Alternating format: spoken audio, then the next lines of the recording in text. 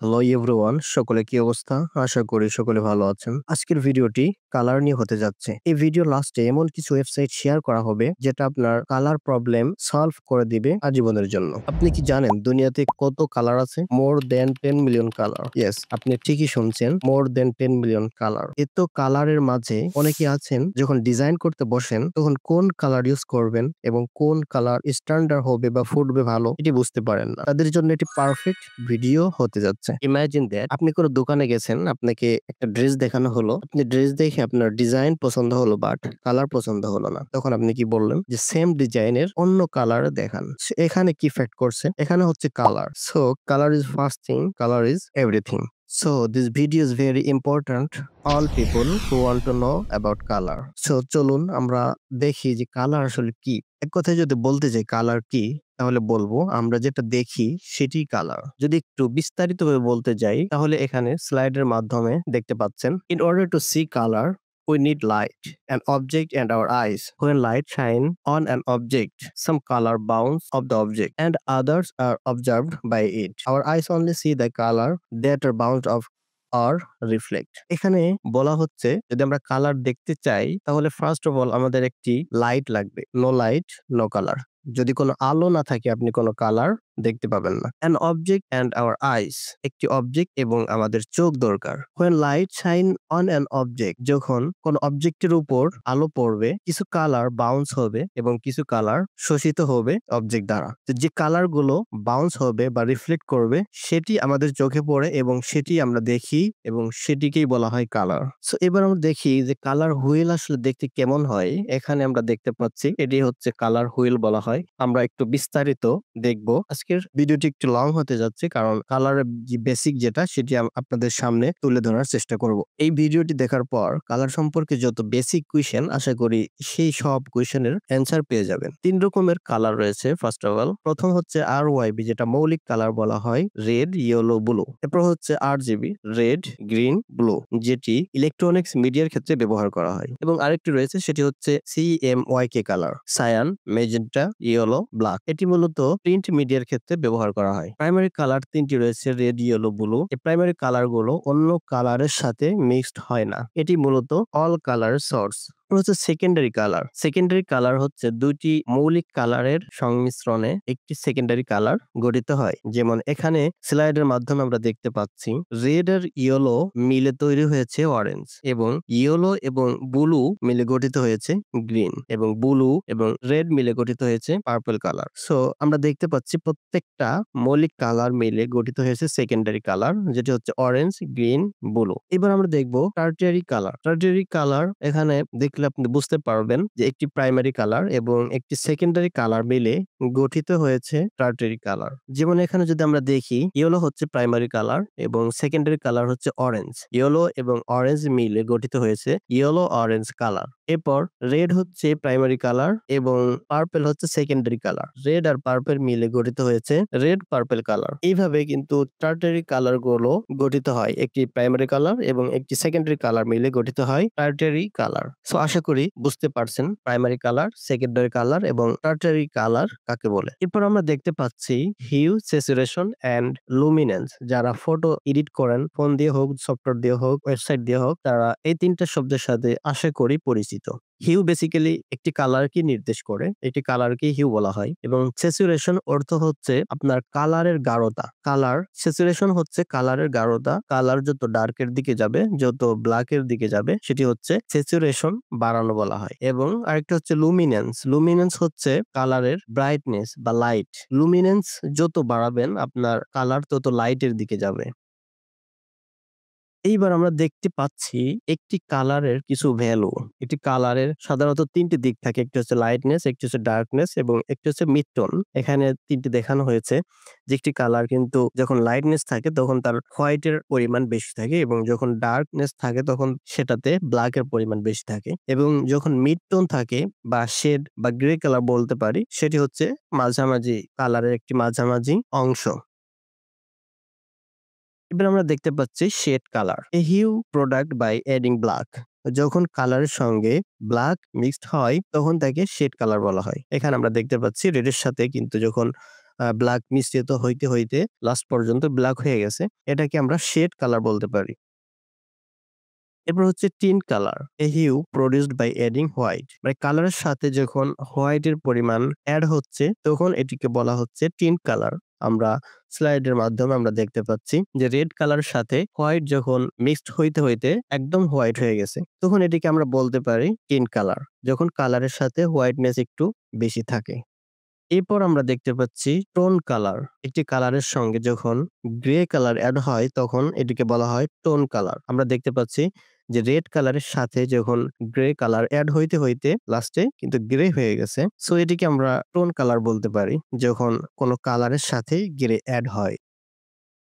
এরপর আমরা দেখতে পাচ্ছি মনোক্রোমেটিক স্কেম। এই মনোক্রোমেটিক স্কেম এর মধ্যে রয়েছে শেড কালার, টিন্ট কালার এবং টোন কালার। আমরা একটু আগে আমরা যেগুলো দেখলাম যে কালারের সঙ্গে যখন ব্ল্যাক এড হয় তখন তাকে শেড কালার বলা হয়, এবং কালারের সঙ্গে যখন হোয়াইট এড হয় তখন তাকে টিন্ট কালার বলা হয়, এবং কালারের সঙ্গে যখন গ্রে এড হয় তখন তাকে টোন কালার বলা হয়। আমরা এখানে এই তিনটিকে একসাথে আমরা মনোক্রোমেটিক স্কেম বলতে পারি।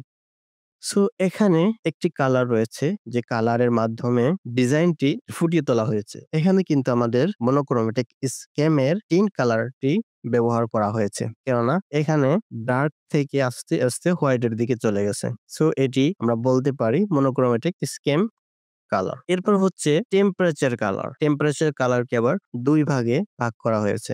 যেমন একটি হচ্ছে ওয়ার্ম কালার আর একটা হচ্ছে কুল কালার। ওয়ার্ম কালারের মধ্যে আমরা দেখতে পাচ্ছি রেড, অরেঞ্জ এন্ড ইয়েলো, এবং কুল কালারের মধ্যে আমরা দেখতে পাচ্ছি purple, blue and green. Temperature একটি যদি আমরা উদাহরণ দিই তাহলে আমি বলবো, ছোটবেলায় যখন আমরা খাতায় সান আঁকতাম, সূর্য আঁকতাম, তখন কিন্তু সেই সানের কালার আমরা দিতাম ইয়েলো, এবং আপনি যতগুলো ড্রয়িং দেখবেন সানের কালার কিন্তু আপনি কখনোই ব্লু দেখবেন না, গ্রিন দেখবেন না, আপনি দেখবেন কি ইয়েলো। এটার কারণ হচ্ছে কি? এটির কারণ হচ্ছে ইয়েলো টেম্পারেচার কালারকে, ওয়ার্ম কালারকে নির্দেশ করে। এজন্য আমরা যখনই সান কালার দেখি, যখনই কোনো সান ড্রয়িং দেখি বা আঁকি, তখন আমরা জেনে হোক আর না জেনে হোক আমরা কিন্তু ইয়েলো কালার ইউজ করি, কারণ আমরা এটি দেখে আসতেছি। এরপর হচ্ছে কুল কালারের মধ্যে আমরা ব্লু, যেটি আমরা যদি আইস দেখি তাহলে আমরা কিন্তু একটি লক্ষ্য করব যে তার মধ্যে ব্লু কালার রয়েছে। এরপর হচ্ছে কমপ্লিমেন্টারি কালার। কমপ্লিমেন্টারি কালার বলা হয় কালার হুইলের বিপরীতে যে কালার থাকে সেটিকে মূলত কমপ্লিমেন্টারি কালার বলা হয়।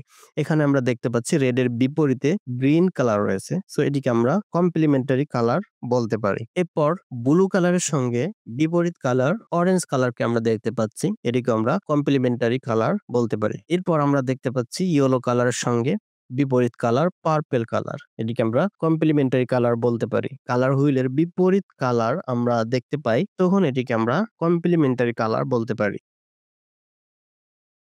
এখানে আমরা ২টা ডিজাইন অ্যান্ড একটি ন্যাচারাল ভিউ দেখতে পাচ্ছি। একটি হচ্ছে ইন্টেরিয়র ডিজাইন। আসলে ইন্টেরিয়র ডিজাইন গুলো দেখতে খুবই সুন্দর লাগে। এটির কারণ হচ্ছে এটিতে কিন্তু রুলস মেনে ডিজাইন গুলো করা হয়। এখানে বিপরীত কালার যখন এড করা হয়েছে তখন কিন্তু এটি অনেক ফুটছে। ব্লুর সঙ্গে যখন অরেঞ্জ এড করা হয়েছে তখন কিন্তু কালারটা অটোমেটিক ফুটে গেছে এবং দেখতেও স্ট্যান্ডার্ড এবং সুন্দর লাগছে। এটির কারণ হচ্ছে রুলস মেনে ডিজাইন গুলো করা হয়। অনেকে মনে করছেন যে এত রুল গুলো কি মনে রাখা সম্ভব? তাদের জন্য লাস্ট এমন কিছু দেখাবো যেটা দেখলে আপনার রুলস আর মনে রাখা লাগবে না। আপনি জাস্ট নেবেন অ্যান্ড ডিজাইন করবেন। আপনার ডিজাইনটি অটোমেটিক রুলস মেনে হয়ে যাবে। সো ইন্টেরিয়র ডিজাইনের বাম পাশে আমরা দেখতে পাচ্ছি ন্যাচারাল। সো ন্যাচারাল প্রাকৃতিক ভিউ যেগুলো আমরা দেখি সেটিও কিন্তু আল্লাহ তাআলা অনেক কালার কম্বিনেশন রাখছে। আমরা যদি একটু লক্ষ্য করি, সামনে আমরা আরো দেখব। এখন আমরা দেখব এনালগ স্কিম কাকে বলা হয়। কালার হুইলের পাশাপাশি ২ থেকে ৪ টি, ২ টি, ৩ টি অথবা ৪ টি কালার নিয়ে যে সকল কালার গঠিত হয় তাকে আমরা এনালগ স্কিম কালার বলতে পারি। এখানে আমরা দেখতে পাচ্ছি পাশাপাশি ২ টি, ৩ টি এবং ৪ টি কালার নিয়ে গঠিত হয়েছে। এবার আমরা এনালগ স্কিম কালারের সংমিশ্রণে আমরা ২ টি ইন্টেরিয়র ডিজাইন দেখতে পাচ্ছি। আগেরটায় আমরা দেখতেছিলাম কমপ্লিমেন্টারি কালারের ইন্টেরিয়র ডিজাইন। সেখানে কিন্তু বিপরীত কালার ইউজ করা হয়েছিল। কিন্তু এখানে আমরা দেখতে পাচ্ছি যে সবগুলো কিন্তু পাশাপাশি কালার ইউজ করা হয়েছে। সো পাশাপাশি কালার ইউজ করেও কিন্তু ডিজাইনটা অনেক সুন্দর লাগতেছে। এটির মেইন কারণ কিন্তু রুলস মেনে ডিজাইন করা। এখন আমরা দেখব ট্রাইড স্কিম কালার কাকে বলা হয়। কালার হুইলের চারপাশে সমানভাবে ব্যবধানযুক্ত ৩টি কালার নিয়ে গঠিত যে কালার সেটিকে আমরা ট্রেডিক স্কিম বলতে পারি। এখানে আমরা স্লাইডের মাধ্যমে কিন্তু দেখতে পাচ্ছি যে কালার হুইলের চারপাশে সমানভাবে ব্যবধানযুক্ত ৩টি কালার নিয়ে গঠিত এই ট্রেডিক স্কিম। সো এখানে সেই ৩টি কালার নিয়ে গঠিত হয়েছে বা সেই কালার নিয়ম অনুসরণ করে একটি ইন্টেরিয়র ডিজাইন করা হয়েছে। এখন আমরা দেখতে পাচ্ছি স্প্লিট কমপ্লিমেন্টারি স্কিম।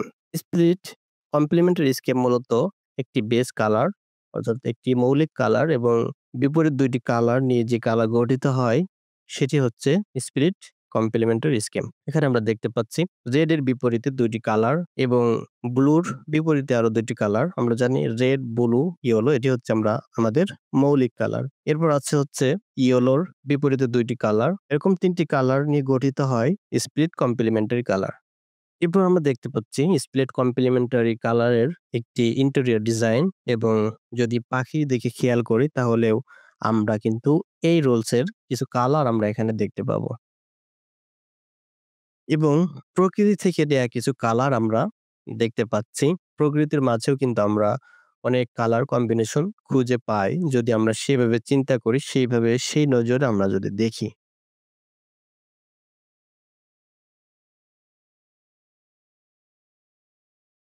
ফার্স্টে বলছিলাম যে কিছু ওয়েবসাইট শেয়ার করব যেগুলো আপনার কালার প্রবলেম সলভ করে দিবে লাইফ টাইম। অনেকে আছেন যে কোন কালার নিয়ে ডিজাইন করবেন, কোন কালার স্ট্যান্ডার্ড হবে, কোন কালার ফুটবে ভালো এটি বুঝতে পারেন না। এই ওয়েবসাইট গুলো বেস্ট হবে। আপনি চাইলে এগুলো নোট করে রাখতে পারেন। আপনি যখন কাজ করবেন এই সাইট গুলো যখন আপনি ফলো করবেন তখন আপনার ডিজাইনকে নেক্সট লেভেলে নিয়ে যাবে। সো ফার্স্ট অফ অল আমরা দেখতে পাচ্ছি Picular, colour hunt, colour wise, colour sinspo, colour palette, Randoma, colour drop, hex palette, colour and font, Huesnap, scheme colour, colour box, colour space, palettable, material palette, colours. এই ওয়েবসাইটগুলো যদি আমরা follow করি আমাদের design কিন্তু খুবই সুন্দর হবে এবং আপনার ডিজাইন করার ক্ষেত্রে যে কালার রুলস গুলো মেইনটেইন করতে হয় সেই রুলস আপনার মনে না থাকলেও আপনি এই ওয়েবসাইট থেকে কালার কম্বিনেশন করে ইউজ করতে পারবেন। এখানে কিন্তু সেই রুলস মেনেই কালার প্লেট গুলো অলরেডি সাজানো থাকে। সো আশা করি আপনার এই ওয়েবসাইট গুলো খুবই উপকার দিবে। সো থ্যাংক ইউ সাথে থাকার জন্য। আশা করি ভিডিওটি আপনার অনেক উপকার দিবে। যদি ভিডিওটি ভালো লেগে থাকে তাহলে দয়া করে লাইক দিবেন, সাবস্ক্রাইব করবেন, কমেন্টে জানাবেন ভিডিওটি কেমন হলো। যদি ভিডিওটি ভালো না লেগে থাকে তাহলেও কমেন্টে জানাবেন কি কারণে আপনার ভিডিওটি ভালো লাগেনি এবং কোন রিলেটেড ভিডিও পেতে চান সেটি কমেন্ট বক্সে জানাবেন। সকলে ভালো থাকুন, সুস্থ থাকুন। দেখা হবে নেক্সট কোনো ভিডিওতে। আসসালামু আলাইকুম।